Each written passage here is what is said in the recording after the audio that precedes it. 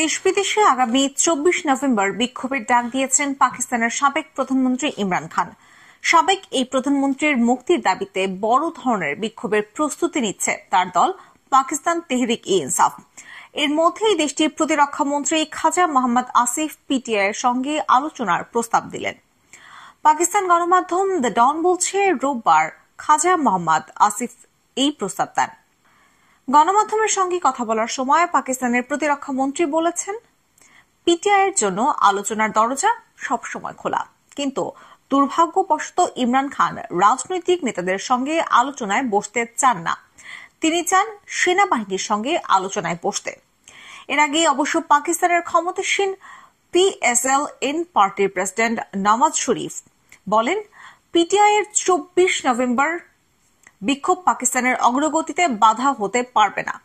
প্রসঙ্গত, সম্প্রতি ইমরান খান পাকিস্তানের সেনাবাহিনীর সঙ্গে আলোচনায় বসতে বা চুক্তিতে আগ্রহের কথা জানান। দ্য গার্ডিয়ানের এক প্রতিবেদনে বলা হয়, ইমরান খানের সঙ্গে কোনো চুক্তির কথা অস্বীকার করেছে পাকিস্তান সেনাবাহিনী।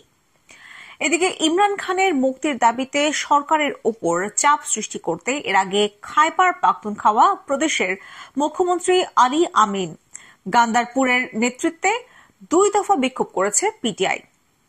কিন্তু তাদের বিক্ষোভ সমাবেশ ইমরানের মুক্তির জন্য চাপ তৈরি করতে পারেনি। দেশটির প্রতিরক্ষা মন্ত্রী খাজা মোহাম্মদ আসিফ বলেন, ইমরান খান সহ পিটিআই এর সবাই ভণ্ড ও মিথ্যাবাদী। আগের বিক্ষোভ সমাবেশগুলোর মতোই এবারও তারা ব্যর্থ হবে।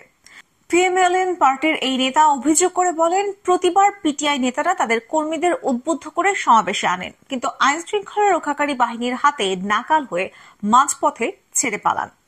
এর আগে শনিবার লন্ডনে সাংবাদিকদের নওয়াজ শরীফ বলেন, পিটিআই এর সমাবেশে পাকিস্তানের উন্নতিতে কোনো বাধা হবে না। তিনি পিটিআই বিক্ষোভকে পাকিস্তানের অর্থনৈতিক উন্নয়নের ক্ষেত্রে বাধা বলে মনে করেন।